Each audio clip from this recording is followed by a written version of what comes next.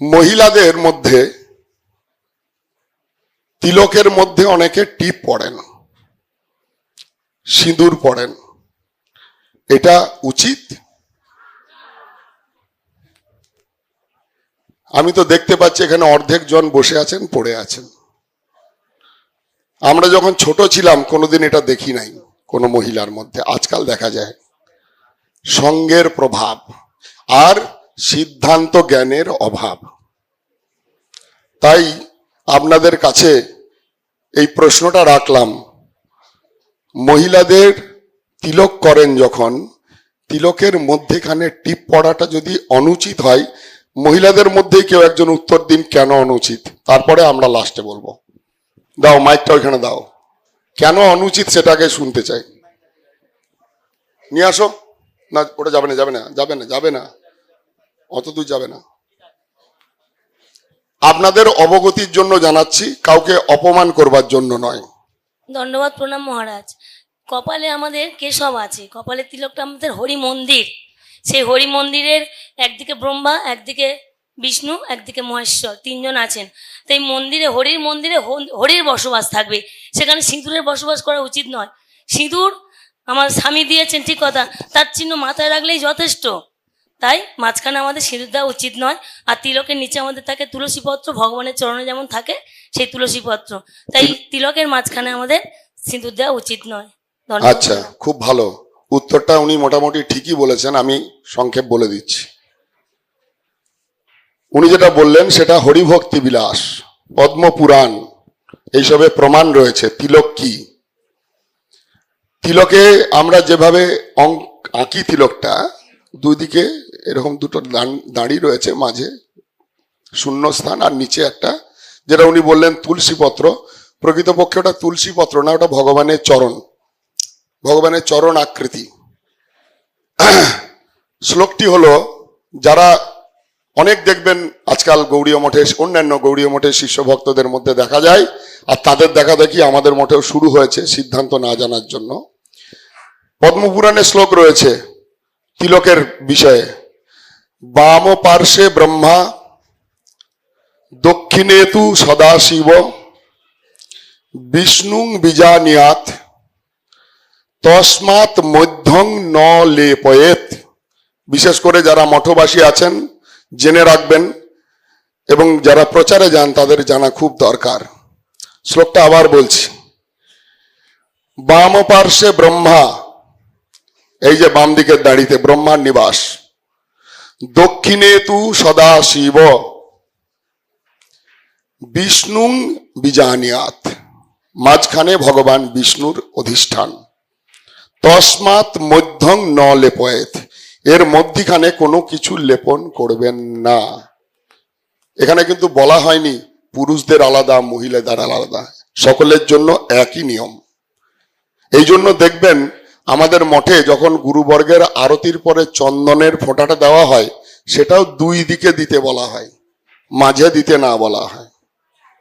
একমাত্র যখন যজ্ঞ হয়, যেহেতু যজ্ঞের অধিপতি সাক্ষাৎ ভগবান, সেই যজ্ঞের তিলকটাই তিলকের মাঝখানে দেওয়া হয়, যেহেতু আসনটা তিলক হচ্ছে ভগবানেরই। এটা গেল প্রমাণ।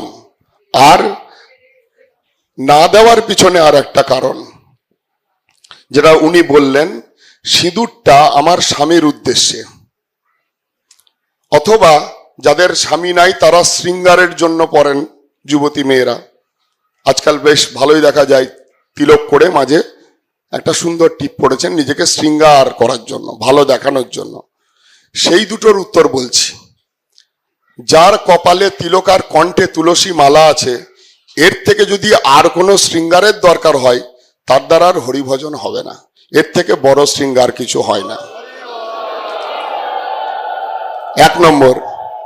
2 নম্বর, যদি আমার স্বামীর উদ্দেশ্যে সিঁদুর দিতে হয়, যেখানে ভগবানের আসন, আমার মন্দির রয়েছে, মন্দিরের সিংহাসন রয়েছে, সেখানে আমি ঠাকুরের আলেখ্য বসিয়েছি বা বিগ্রহ আছে, সেই বিগ্রহের আসনে নিজের স্বামীকে বসানো যায়? তাহলে এই আসনে কিভাবে বসাবেন? যদি বসান, সিঁদুর তো পড়া হয় স্বামীর মঙ্গলের জন্য, তাতে স্বামীর মঙ্গল হবে না অমঙ্গল হবে আপনারা নিজেরাই সব বুদ্ধি আছে বিচার করে নেবেন। অতএব আমাদের তরফ থেকে এটা নিবেদন, তিলকের মধ্যে কিছু দেবেন না। অনেক মায়েরা এমনও করেন, নিচের টিপটা হয়তো বন্ধ করে দিলেন, উপর থেকে সিঁদুর একদম তিলকের মাঝখান পর্যন্ত অর্ধেকটা নিয়ে আসলেন, সেটাও করবেন না। যতটা তিলক থাকবে তার মধ্যে সিঁদুরের অংশ আনবেন না, তার উপরে রাখতে পারেন।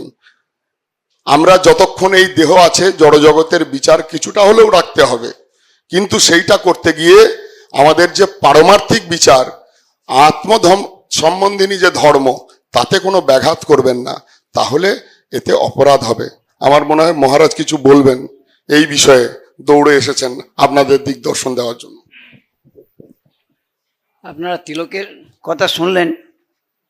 বাম পাশে ব্রহ্মা, দক্ষিণ দিকে শিব, মধ্যে যে শূন্যস্থান, এর হচ্ছে ভগবানের ক্রীড়াস্থান।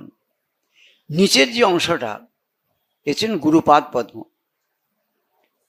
মন্দির বলদেব তত্ত্ব, তিনি কৃষ্ণকে ধারণ করে আছেন। মন্দিরে যে ভগবান বসে আছেন, এর মন্দির হচ্ছেন গুরুপাদ পদ্ম, বলদেব তত্ত্ব। তিনি উপরে যে ব্রহ্মা বিষ্ণু মহেশ্বর, সেই মন্দিরকে ধারণ করে আছেন। বলছেন এই যে মধ্যস্থানটা পরিষ্কৃত রাখার কথা, শাস্ত্রে বলছেন যদি মাঝের স্থানটা যদি পরিষ্কৃত না হয় তাহলে তো তিলক বা ভগবত মন্দির তো হয় না, একে কুকুরের পায়ের ছাপ হয়, কুকুরের পায়ের ছাপ। বুঝেছেন? হরি মন্দির তো হলো নাই, কুকুরের পায়ের ছাপ হয়ে যায় যদি এই স্থানটা যদি পরিষ্কৃত না হয়। সেই জন্য তিলক সবসময় মাঝখানটা পরিষ্কৃত রাখবেন এবং নিচের অংশটা জানবেন গুরুপাদ পদ্ম, তিনি এই হরি মন্দিরকে ধারণ করে আছেন, তিনি হচ্ছেন বলদেব তত্ত্ব। এই জন্যে এই তিলক ধারণ বিষয়ে মানে নিজেদেরকে আমরা অঙ্গে অনেক সময় করি কি, যে আমরা একটা মানে রেখা মানে টেনে দিলাম, পরিষ্কারও করলাম না, তিলকটা ঠিক হরি মন্দির আকৃতিও করলাম না, এগুলো হরি মন্দির হয় না। ললাটে কেশবং ধ্যায়ন নারায়ণম অথোদরে বক্ষস্থলে মাধবং তু গোবিন্দং কণ্ঠকূপকে।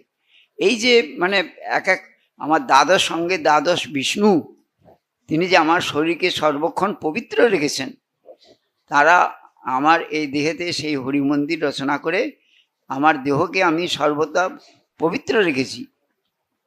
কিন্তু পবিত্র হওয়ার পূর্বে আমি যদি ঠিকমতো তিলক না করি তাহলে কি হয়, সেগুলো কুকুরের পায়ে ছাপ হয়ে যায়, হরি মন্দির হয় না।